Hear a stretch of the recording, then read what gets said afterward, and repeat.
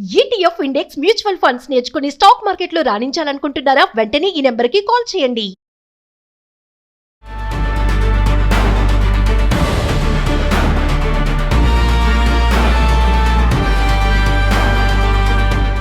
నమస్తే, welcome to Suman TV. Present మనతో పాటు ఉన్నారు పబ్లిక్ స్పీకర్ రజనీ రమ గారు. నమస్తే మ్యామ్. నమస్తే నవీన. మేడం, మనం చాలా వీడియోలో మాట్లాడుకున్నాము ఈ ఇల్లీగల్ అఫైర్స్ కానీ, మరి ప్రేమ అంటే మీరు ప్రేమ కాదంటారేమో, ఈ రిలేషన్ పెట్టుకోవడానికి ఏస్తో సంబంధం లేకుండా కొంతమంది లగ్జరీ లైఫ్కి అలవాటు పడిపోయి డబ్బులు విలాసవంతమైన జీవితం ఉంటుందని చెప్పేసి అతను పెళ్లి చేసుకుంటాని అక్కడ వయసు చూడట్లేదు. మరి రీసెంట్గా ఒక వీడియో వైరల్ అవుతుంది. 69 సంవత్సరాల వృద్ధుని ఒక అమ్మాయి చాలా బాగుంది. మరి ఆ వీడియో మీరు చూసారో లేదో, చక్కగా ఉంది బొమ్మలాగా. ఆల్రెడీ 4 సంవత్సరాలు ప్రేమించిన అబ్బాయిని వదిలేసి ఇతనితో పరిచయం ఏర్పడి పెళ్లి చేసుకోవడం చూసాం మనం. మరి ఇలాంటి సంఘటనలు జరుగుతుంటే సొసైటీలో ఈ వీడియోలు మళ్ళీ వైరల్ అవుతూ ఉంటే ఏం నేర్చుకుంటారు? మరి ఇప్పటి యంగ్స్టర్స్ కానీ ఏం తెలుసుకుంటారు? ఏంటి అంటే అమ్మాయి ఎందుకు అలా చేసింది, దానికి గల బలమైన కారణం ఏంటి అని అంటే? ఇది నాకు తెలిసి నార్త్ ఇండియాలో జరిగిన సంఘటన అనుకుంటున్నా నేను. ఏం లేదు, అతనితో పరిచయం ఏర్పడింది. అతని దగ్గర ఉన్న ఆస్తిపాస్తులన్నీ చూసి ఫిదా అయిందట.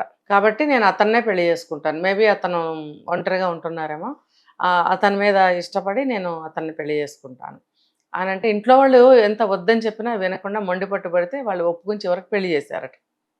అంటే ఇక్కడ ఒక నార్త్ ఇండియాలో ఈ సంఘటన జరిగిందని చెప్పుకుంటున్నాం కదా, అక్కడ వాళ్ళు మనుషులు కొంచెం స్ట్రాంగ్గా ఉంటారు. వాళ్ళ ఫుడ్ హ్యాబిట్స్ కానీ, తర్వాత రూపంలో కానీ, కలర్లో కానీ, అన్ని విధాల ఆస్తిపాస్తుల్లో కానీ నెంబర్ 1గా ఉంటుంటారు.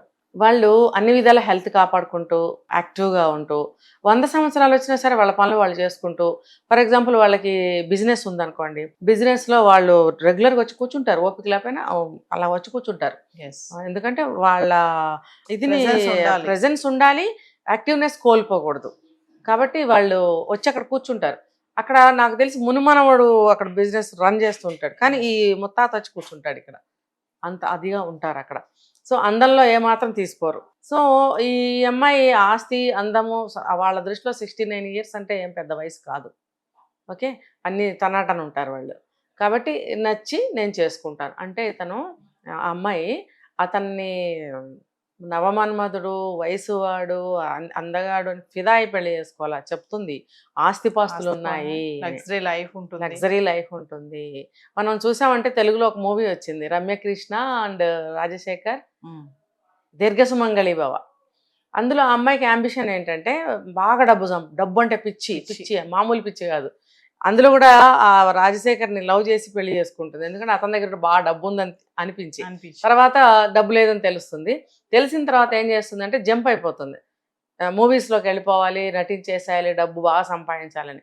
అది కనిపెట్టి మీడియేటర్ ఎవరో వీక్ పాయింట్ కనిపెట్టి ఈ అమ్మాయిని తీసుకుని వెళ్ళిపోతాడు. అంటే ఆశ అనేది ఏ పనైనా చేయిస్తుంది. తనకి ఒక దాని మీద ఒక ఆశ కలిగింది అని అంటే అది నెరవేరే వరకు ఊరుకోరు కొంతమంది, నెరవేర్చుకుంటారు 600 సరే. ఇందులో కూడా ఈ కేసులో కూడా ఆ అమ్మాయి ఆస్తి కోసం అతన్ని పెళ్లి చేసుకుంది. ఫర్దర్గా ఏంటి అంటే, చెప్పాను కదా, వాళ్ళల్లో ఏజ్ అంటే ఇండియాలోనే కాదు ప్రపంచంలోనే కాదు, ఎక్కువ ఏజ్ ఉన్న వాళ్ళు కూడా కొంతమంది ఫిట్గా ఉంటారు. వాళ్ళు దేనికి దూరం అవ్వాల్సిన అవసరం ఉండదు, అన్నీ టనాటన్ ఉంటాయి వాళ్ళకి. సో ఇతనితో పరిచయం కలిగిన తర్వాత ఇతని గురించి తెలుసుకోకుండానే పెళ్లి ఒప్పుకుందా? కాదు కదా. ఇతని దగ్గర కూడా అన్నీ ఉన్నాయి, ఆమెకు పనికొస్తాడు ఆలోచించి పెళ్లి చేసుకుంది. అయితే ఇక్కడ ఏంటంటే పిల్లల్ని కనేసి, వంశోద్ధారకుల్ని కనేసి, టైంకి భోజనం పెట్టి భర్తకి అలా ఏమీ ఉండకపోవచ్చు ఇలాంటి వాళ్ళు. ఎందుకనంటే వీళ్ళ ఉద్దేశం వేరే ఉంటుంది. లగ్జరీ లైఫ్, మనీ బాగా చేతిలో ఆడాలి, లగ్జరీ లైఫ్ లీడ్ చేయాలి, ఎంజాయ్ చేయాలి, ఇదే ఉంటుంది తప్ప వీళ్ళకేమి డెడికేటెడ్గా ఉంటారనేది మనం చెప్పుకోలేం. అయితే ఏంటంటే ఇలా ఇంత ఆస్తిపరులు ఉన్న వాళ్ళకి పనివాళ్ళు వీళ్ళు అందరూ వాళ్ళ మీద నడిచిపోతూ ఉంటుంది. వీళ్ళు ఏంటంటే చక్కగా వీళ్ళ లైఫ్ వీళ్ళు లీడ్ చేస్తూ ఉంటారు. ఒకవేళ ఇతను మామూలుగానే ఒక వృద్ధాప్యం వచ్చిన మనిషిలాగా ఉన్నాడని అనుకుందాము, మరి ఇతనికి పనులనేవి కొన్ని ఉంటాయి. వండి పెట్టడము, అతనికి లోన్లీనెస్ లేకుండా అతనితో స్పెండ్ చేయడము అనేలాంటివి కొన్ని ఉంటాయి. అవి నాకు చూస్తుందా లేదా అని వరకే చూసుకున్నాడు అని అనుకుంటే ఈమె పర్సనల్ లైఫ్ని పట్టించుకోడు. ఈమె ఎలా ఉన్నా నాకెందుకు, నాకు తోడుగా ఉంటుంది కదా, నాకు అన్నీ చూస్తుంది కదా అన్నట్టుగా వదిలేయచ్చు. యాజ్ యూజువల్ ఈమె ఉండొచ్చు తన పర్సనల్ లైఫ్. బాయ్ ఫ్రెండ్తో తిరగచ్చు, మూవీస్కి వెళ్ళొచ్చు, వాళ్ళ పుట్టింటికి వెళ్ళొచ్చు, ఫ్రెండ్స్తో తిరగచ్చు, టైంకి ఇంటికి వచ్చి ముసలాయన్ని చూసుకుంటే చాలు అనేది నడుస్తుంది అనుకో, ఇట్స్ ఓకే. లేదనంటే అతను అందరూ స్ట్రాంగ్గా ఉండి సంసార జీవితంలో ఉండి అలా ఉంటే గనక ఒకలా ఉంటుంది. లేదు ఈ అమ్మాయి ఇతనికి అన్నీ చూస్తూ ఆమె బయట తిరుగుతుంది, అయినా అతనికి ఇష్టమే నన్ను చూస్తుంది కదా అని వదులుకుంటే అదొక విషయం అవుతుంది. అయితే థర్డ్ ఏంటంటే అతను ఎంతకాలం బ్రతుకుతాడు అనేది ఆయన ఫిట్నెస్ని బట్టి ఉంటుంది. చెప్పాను కదా 110 సంవత్సరాల వరకు బతికే వాళ్ళు ఉన్నారు. కాబట్టి ఇది పోను పోను పోను పోను ఆ రన్నింగ్లో వాళ్ళకి అర్థమవుతుంది అనమాట ఈ విషయం. ఈమె అనుకోవచ్చు 70 ఇయర్స్ వచ్చినాయి కదా ఇంకెంతకాలం బతుకుతాడు అని అనుకోవచ్చు, కానీ తిరగబడి అతనే 90 ఏళ్ళు బతికితే మాత్రం ఈవిడ లైఫ్ కండం.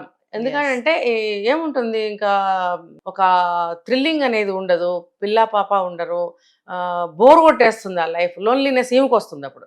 అంటే పెళ్లి అనేది ఏదో గతంలో ఉన్నట్టు ఒక బంధము, No. పెళ్లి, పిల్లలు, కుటుంబము ఇది లేదు ఇప్పుడు.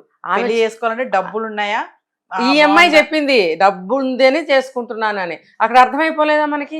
ఈమె పర్సనల్ లైఫ్ ఎక్కడ మిస్ చేసుకోదు, ఈ డబ్బు యూజ్ చేసుకుంటూ అతను మనం అనుకున్నామే నాకు మొదటి భర్త నుంచి నాకు ఆస్తి రాసి ఇవ్వండి, నేను రెండో భర్త తిరగాలి కదా, ఇది సేమ్ ఇలాగా లేదా ఇది?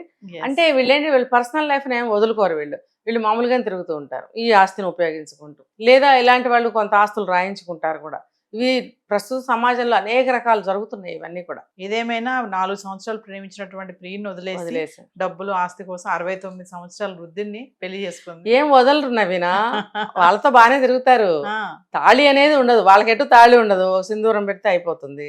అది చేసుకుంటే దొంగ పెళ్లి కూడా చేసుకోవచ్చు, ఎవరు అడిగారు ఎవరు చూడొచ్చారు కదా. మామూలుగానే తిరుగుతున్నారు అనుకో, ఓ పిల్ల పాప పుట్టినా మనం ఆశ్చర్యపోకర్లా, నీ వల్లే అని ఇక్కడ ఉల్టా ఫిరాయిస్తారు. ఏంటంటే బుద్ధి ఎలా చెప్తే అలా నడుచుకోవాలి నవీన. మంచి బుద్ధి ఎప్పుడు కూడా మంచిగా ఆలోచిస్తే మంచిగా వెళ్తాం జీవితం. బుద్ధి చెడుగా ఆలోచించిందంటే చెడే వెళ్తుంది. కాబట్టి అది డిసైడ్ చేయాల్సింది ఆ బుద్ధి. Thank you.